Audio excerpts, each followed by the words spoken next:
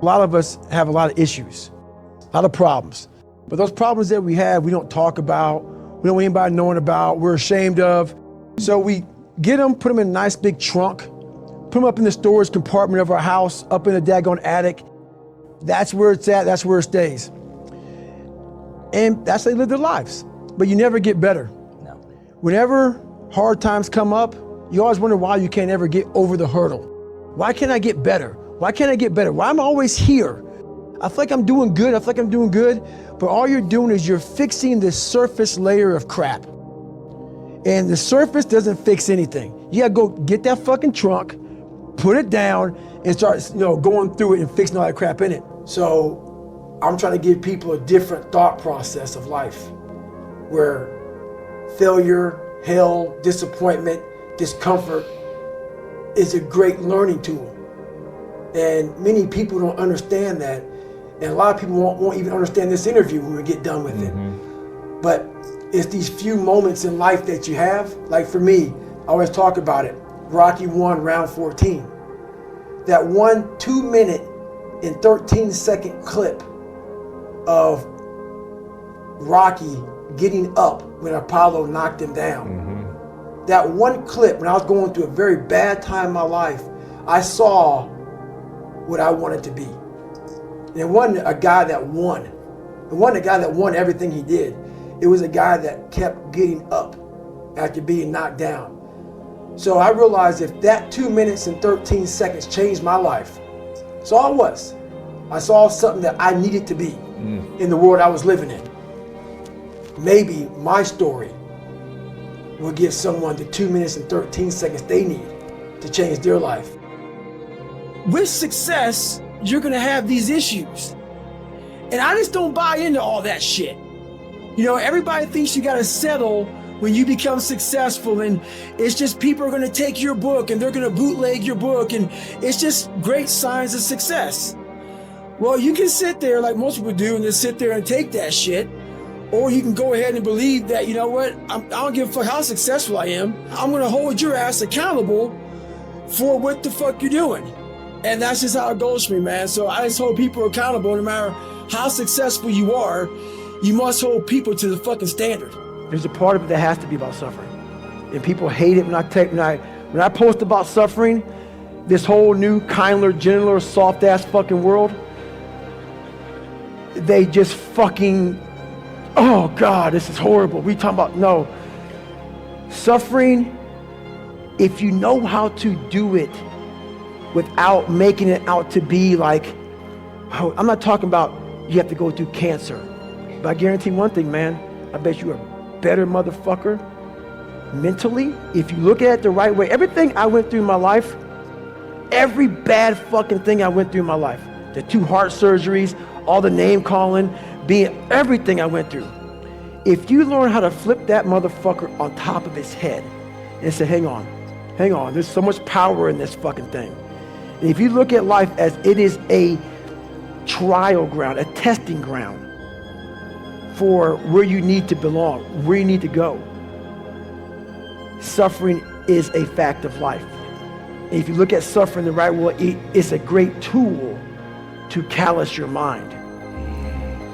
And I know all of you motherfuckers are looking just like Apollo Creed did, because I just kept getting the fuck up. And all I wanted people to do in my life, I don't care about the fucking money, I don't care about the fucking fame, I don't care if all my followers go away tomorrow. I wanted a lot of people that doubted me to look like Apollo Creed did in that 14th round, because I got back up repeatedly. And when you keep on getting back up like that, no matter how strong the person is that's beating the shit out of you, they eventually look at you and say, you know what, I'm tired. And I just want people to be tired. Just be tired. I want to make you tired because I just continue. So that's what that movie did to me. That movie changed how I looked at life. Nothing. What I realized is all I wanted in my life was look at that fucker in that accountability mirror and be proud of. And everything else went away. While you need money to be successful, you need money to live, you need money. Money does buy a form of happiness, because without it, you're fucking miserable. But once I realized it doesn't mean shit. It doesn't mean shit for me. What makes you happy? Achievement, reaching goals, accomplishing things that I thought were impossible to accomplish. Because while I don't smile all the time, there's this feeling inside of me that very few people have. Very few people have. Because when you come from where I came from, nothing, and you make something out of nothing, the feeling that stays with you all day fucking long. And it allows you to be who you want to be in front of anybody. Anybody that can accomplish anything that is hard. The only separator is that they really want to be there. There's some people that get inspired, and that inspiration moves them to try to do something. But that inspiration is very high right now in this nice environment. We're in a nice environment. The ocean's out there. I'm talking to you. If I want to go to the fucking refrigerator and get something to drink, eat, I can. I watch a movie about some badasses, you're inspired. But the second you're not in this environment and you're actually doing what inspired you, that suck factor is now real. You can't just get off your fucking couch and get a fucking shake or get a fucking box of donuts or turn the TV or go take a shit or a piss or go get your girlfriend and cuddle up. No, you're now there. And only those people who have been there 1,000,000 times in their minds and have lived in that water and have suffered 1,000,000 times and realize my legs may break, my knee may break, my bones will hurt. I will be the coldest I've been in my life. I will be miserable and accept that. Yeah. So you gotta be mindful, but this thing about it, if you haven't put in any hard work to reflect on, you're fucked. Yeah. All this like people wanna be all positive, all this positive talk, it doesn't work if it's a lie. Like if you didn't study for your big exam and you go into it saying, I'm gonna pass it, no, you're not. Fucking fail it. That self-talk is not gonna work. Self-talk without real work is just a lie. So my self-talk is me reminiscing back on the struggle to get to this moment. And that tells me we're not quitting today. Not today. It starts with yourself, man. You gotta start diving into those things that you are afraid of. You don't gain confidence by going to a spot that makes you feel good. It's gonna be a false reality. And the second life gives you that challenge, all you want to do is go back to what made you confidence or what gave you confidence. Is that happy spot? No. What gives you confidence, what gave me confidence, was spending years at a kitchen table trying to learn how to read and write on my own. Realizing I can't learn the way you learn. I can't. But I can learn. What gives you confidence, not being afraid, is overcoming the fear. I used to stutter severely bad. So right now, I don't know how many people are gonna watch this. You know what gives me confidence? Is knowing I no longer care if I sit here and start stuttering to you. Yeah. That's what gives me confidence, is facing these things, overcoming them. And maybe not overcoming them every day, but facing them and facing them and facing them. Pretty soon like this, you know what, man, this is where it's at. It's not in that comfort zone. It's in the discomfort zone is where my confidence is getting built. And so when I did that, I saw the instructors' faces when I was strong as fuck. I was at hour 80, 90 of Hell Week. I was like at minute 1. It was like Hell Week had just started. So why you take someone's soul, because they don't know how you're able to do this at that state of mind, that state of being, that kind of cold and misery, but you find more when no one else can. A smart human being will see that and you will elevate them. And that's what I did to my boat crew. My boat crew was fucked up, but they saw my elevation. So they said, fuck, if this guy can do what one man can do, another can do. So they elevated themselves. But as my boat crew elevated, I saw that everybody else was like, what the fuck is going on? And so we used all of that ammunition, all those sad, long faces, all of that like questioning, what the fuck? and we used it for even more ammunition. So taking souls is when you put yourself in an environment that most people won't succeed in, and you thrive in that environment. If you look at it as suffering, woe is me, this is bullshit, God kicking rocks. If you look at it like, okay, motherfucker, you're testing me now. I get it.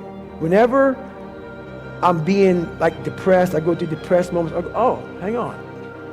I'm getting tested. So you have to be aware of all the signals and signs that are being given to you from the world. One of them is if you feel bad, you're being tested. How are you going to perform under that? And that's suffering is a part of life. If you're playing Roger Federer, before you get on the court with Roger Federer, he's the best of all time. But you're also a professional tennis player, man. You're forgetting your own fucking resume. So once you get on the court, let's say it's a grand slam. It's 5 sets, hopefully, if you can go the distance with this guy. But before you even bounce the ball to serve it, you're down 2 sets. Because why? You look across and you're playing fucking Roger Federer. But guess what? You hit a good shot on Roger Federer in the 3rd set. And you realize, I can play with this motherfucker. But it's too late. You gave up 2 sets before you got on the court. You gotta stop giving up 2 fucking sets before the game begins. And we do that already. We give up 2 sets before the game begins. So I learned that real quick. There's no David Goggins. There's just David fucking Goggins. And that's what people don't get, man. David Goggins just changed his fucking mindset in that porta potty. My feet still hurt. My back was still aching. The pack was still heavy. Everything was the same. The only thing that changed was how I approached the situation. I no longer wanted to be a victim of that race, a victim in my mind. I wanted to dominate when most people would refuse to dominate. I wanted to dominate under the most harsh environment. And that's what happened. So basically the 40% rule is I am a strong believer that we quit. Because why? How the fuck does a 297-pound cockroach guy who quit on everything is now considered one of the best men on the planet? Mm-hmm. How is that possible? Mm-hmm. It means I had to change one thing, my mindset. Mm-hmm. So there's no way in hell that was in, but that guy was in me. Mm-hmm. When that guy came down here and said, hey, guess what, man? You're a fat ass, but I'm gonna now make you a badass. I'm gonna miracle this shit to be a badass. No, it was in me. I had to believe and make that belief work. And through hard work, I did that. My biggest fear in life is if there is a final resting place in this world, and there's a final judgment, and you talk to something much bigger than you. I don't want to sit down and have a conversation with someone with something that says, you're in heaven, this is what you should have been on earth. And are you really in heaven now, or are you in hell? Thinking about how much I left on the table for fear, for not willing to go over the wall, and over the next wall, and over the next wall. So in my mind, I believe that. And God knows all. At least I believe that. I want God to be up there right now as we're speaking, writing stuff down and saying, my God, he exceeded even my expectations. Wow. That's how I live my life. I now know that there is no cap on the human mind. There's no cap. We cap it ourselves. That voice became haunting. When I was younger, I could get away from it a little bit. Right. When it becomes something that steady just pecks at you all day long, no matter what you're doing, like if I was talking to you back then when I was 300 pounds, sure, I could be talking to you in this voice at the same time, like, what are you doing? What are you doing, man? You're a loser. Where you going, man? This is what you can do your whole life. Right. So it'd be talking to me as I'm talking to everybody. It was almost like I had 2 people. Right. And I'm like, good God, just shut up. Right. Just I sure. want to be comfortable. I want to be left alone. Like I don't want to face all these things that life gave me. So you got to a point where you were sick and tired of hearing that voice. I was sick and tired of not facing the fact that I've allowed life to make me feel like a loser. And a lot of us allow life to do that, and we accept it. And a lot of us talk about how we believe in God. We believe in something higher than us. Yeah. If that is truth, you won't allow yourself to feel that way.